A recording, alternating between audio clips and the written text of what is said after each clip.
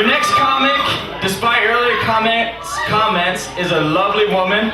She is a comedian and writer, and April in Glenwood. Give it up for the lovely April Clark!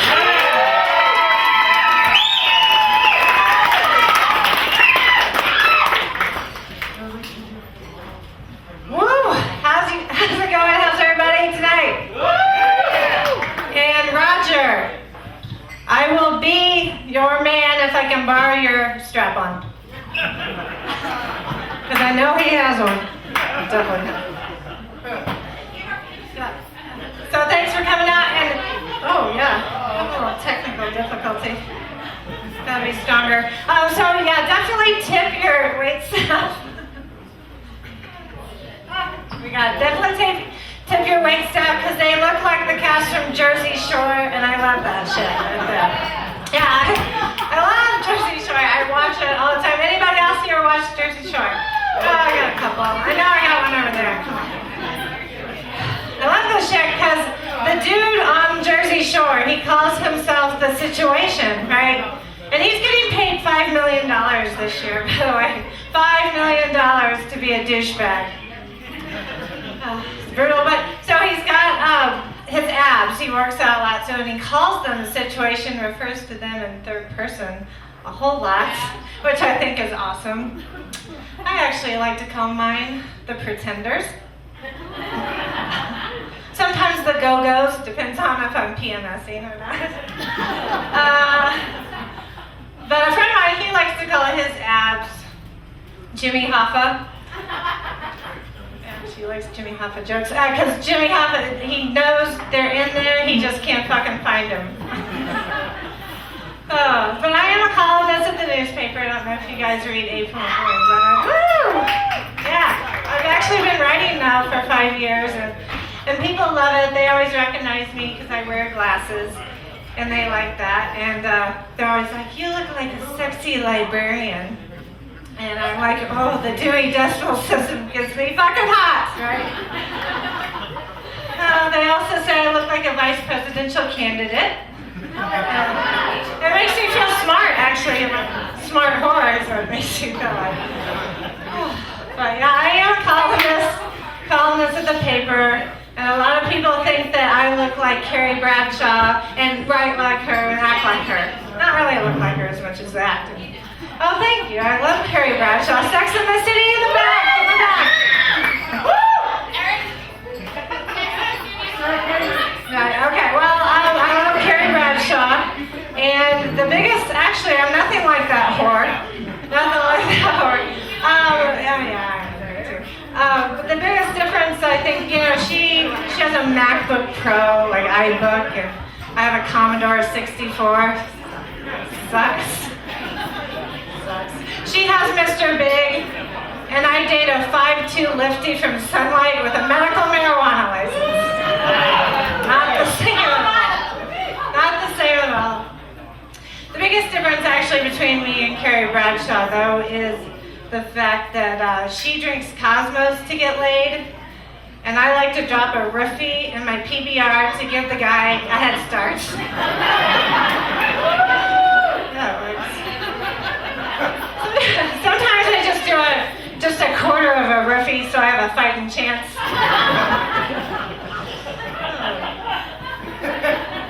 But actually, it sucks a lot to date and be single and to write about it in the paper. It's kind of embarrassing. Because you know what they say around here in this valley? What do they say? Oh, see, she got it. Yeah, you don't lose a girlfriend, you lose a turn. I know, my mother loves it when I'm referred to as amusement park ride.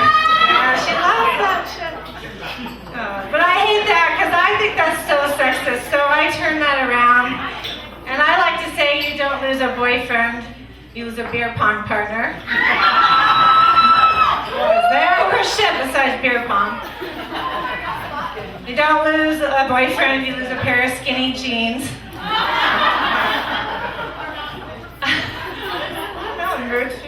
Or a good pair of Chacos if you wear the same size, right? A snowboard. And you don't lose a boyfriend. You lose a douchebag that won't pay for makes you sleep in the wet spot.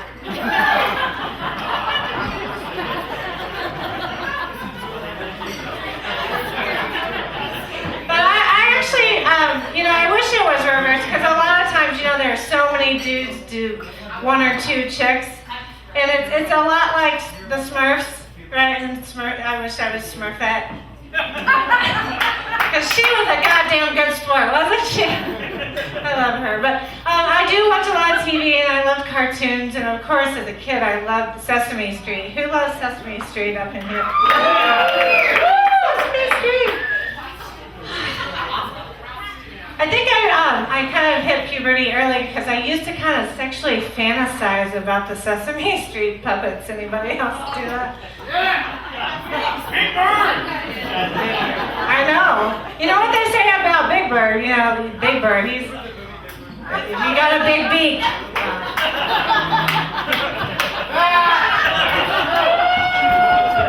Big beak. Big tongue. But actually, there are a few Sesame Street characters that I'd like to fuck. A lot. And I might have a furry fetish, but actually two of them, Bert and Ernie. How about Bert and Ernie? Remember those? Well, they like to take baths. They take baths together. And this girl is all about a bubble bath. So I'm all about Bert and Ernie. I actually also would love to have sex with the Count. Remember? Oh, thank you. Because he would count down those orgasms like fucking crazy, right? Yeah. 1, 2, 3. But actually, my most favorite, the Sesame Street character that I'd like to fuck is Cookie Monster, right? Cookie Monster! Oh, so cute and cuddly. I know, he's so hot. But he leaves cookie crumbs in the bed, which stick to your ass, and that's no fun. But the best part about Cookie Monster, you've seen what he does to a cookie? You've seen what he does to a cookie, right? Imagine what he'd do to a peach.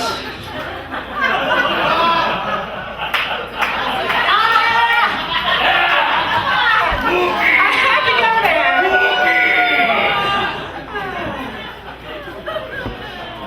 Speaking of cookies, I was watching TV and I learned something about pregnancy most recently. Pregnancy, yeah. Actually, 1 in 4 women misread a pregnancy test. No. It's not Braille, bitches. And it's not algebra either. Come on. Yeah, I know it's in English. But I say 1 in 4 women misread a pregnancy test. I say 3 out of 4 women. I say 3 in 4 women misread the dude that knocked him up in the first place.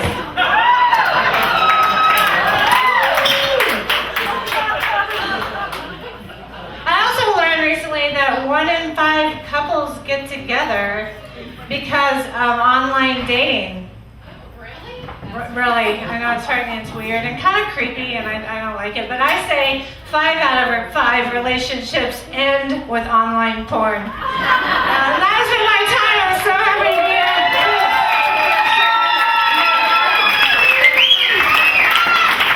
April Clark, keep it going.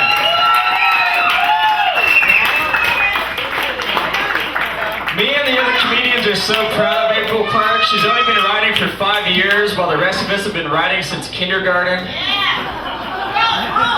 Girls do rule. You guys are inferior in math. Got too real, fair enough.